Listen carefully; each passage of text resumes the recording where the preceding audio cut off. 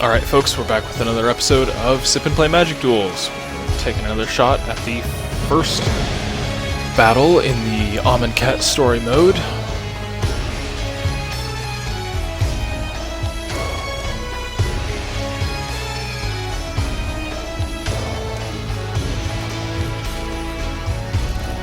Looks like some interesting new cards that I haven't seen before, so I'm excited to test these out. Also looks like we have a few more creatures than we did last time, so let's go ahead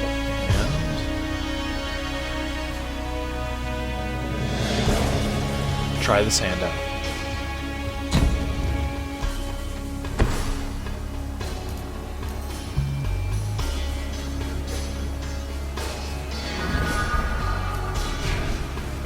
Alright, so it's going to come in here tapped. I don't have anything else that I can play anyway. So we'll go ahead and continue on until the end. I'm going to have another sip of my Sheng style pu'er tea.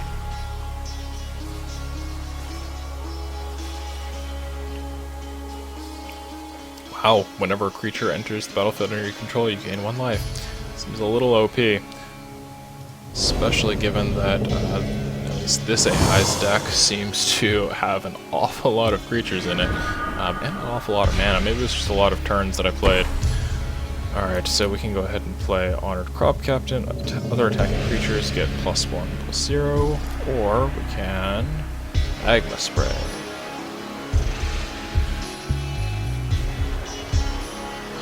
Alright, so Magma Spray is not going to help us just quite yet, so let's go ahead and get a creature out on the board. Honored Crop Captain. Zoom in here on the card. Very inspirational. Loving the Egyptian artwork. Egyptian themed. I suppose it's not technically Egyptian.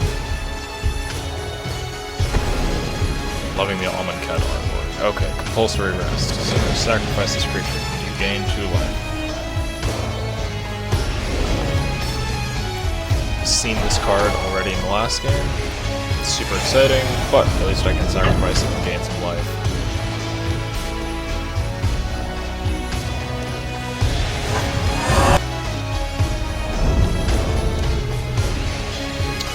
So I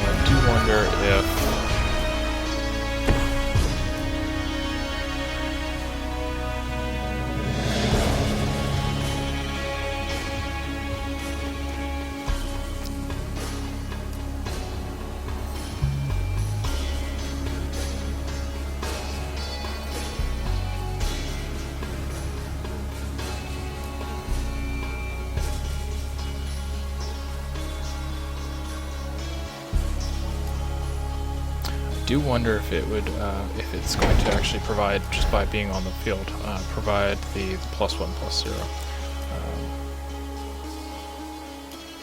But that's when it attacks, so not actually. Well, let's try this then. Got a little bit of a plan.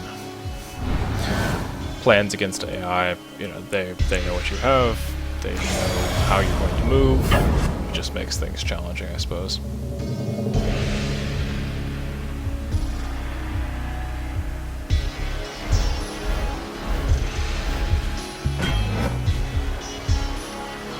It almost seems like sometimes the only way to win against AI is actually to, in fact, just win by blocking and taking out their creatures. Just so they can't actually do that. So he's gone ahead and embalmed the Anointer Priest.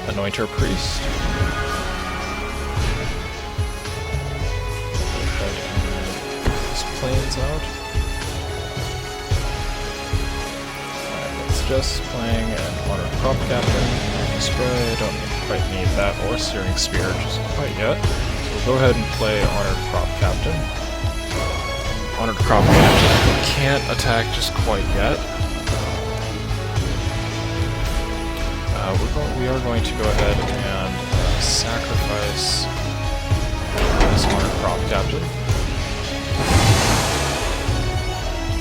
And then we will attack with our Devoted Crop Mate. And what we're going to do is we're going to go ahead and exert it and bring back Honored Crop Captain onto the battlefield.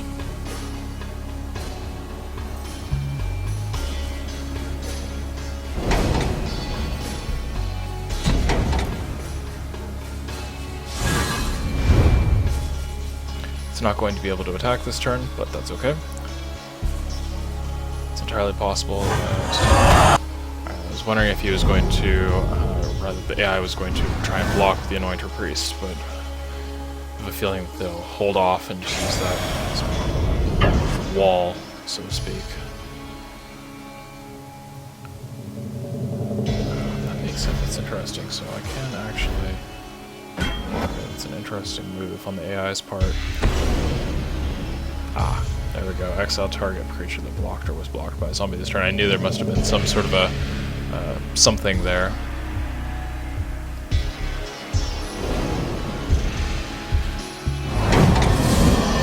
Just going to prevent me from actually blocking, it seems.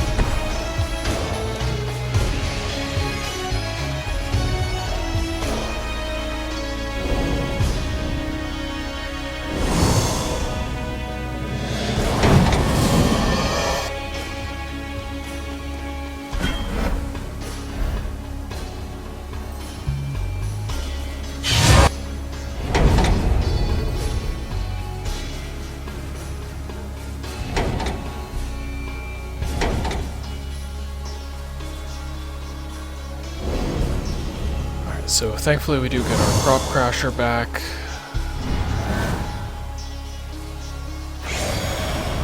It almost seems like the feel that I've gotten of the opponent's deck in this case is just, hey, let's just keep frustrating our opponent with the bringing things back and bringing things back and bringing things back.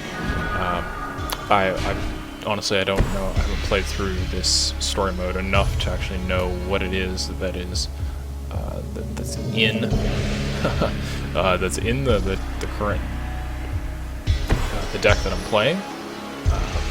It doesn't seem to be too terribly powerful.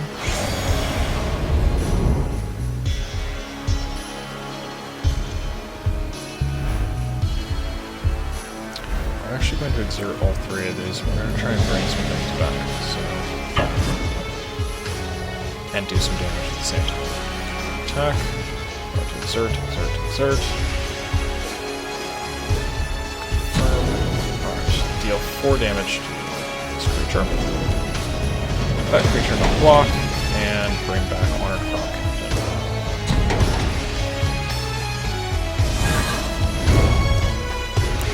It adds a little extra. It does add a little extra good to the game. I'm not totally sold on it,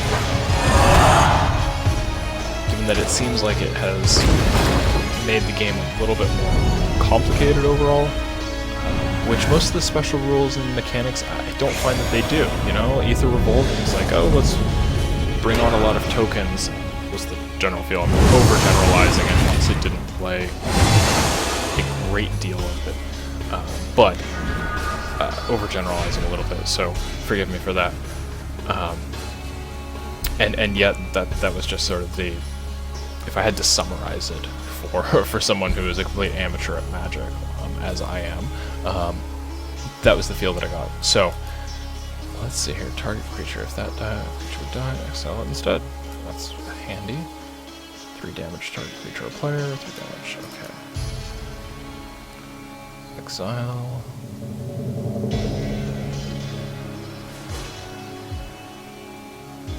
Alright, well, these can't really come back because they're zombies. As far as I know, creature token enters the battlefield, you gain a life. Alright, so let's go ahead and let's play Searing Spear.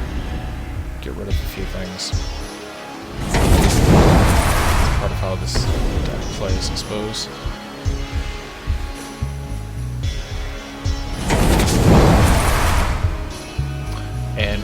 ahead and just for the sake of interest, I'm going to go ahead and cycle Cast Out. It is a useful card, but let's see what I can pick up from the deck. Plains. Alright, well, we will play it. Give us more mana for the future. Honored Crop Captain, so unfortunately attack. But, and this honestly could be asking for the AI to show its hand and block with something, but if it does, then that's one less card in its hand, and better setup for untap the next turn. Given that I'm up to 21 health, I'm not too terribly afraid at this point. Vigilance. Okay.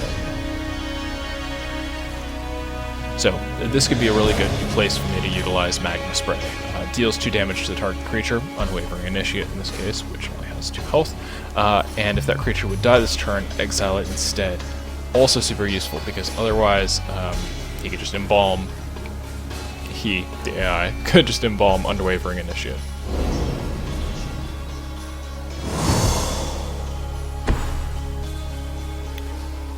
And True Heart Duelist.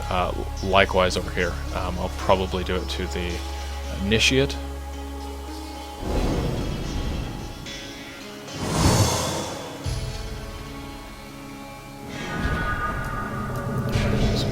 Stone Quarry. Let's go ahead and Magma Spray the Initiate, although that True Heart Duelist, given that it can block multiple creatures, but if we exert, once again, the On-Crop Crasher to make it not block at all, it's stuff like that where I'm very interested to see, like for example, if I make it so that True Heart Duelist can't block. It says that it can block an additional creature. Does it still get its additional block, or does it just not get to block at all? I assume that it doesn't get to block at all. We'll find out here. We're just going to go ahead and exile Unwavering Initiate.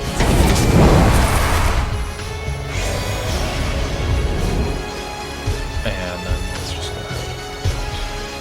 I'm just curious. So, exerting my Devoted Crop Mate isn't going to do me much good.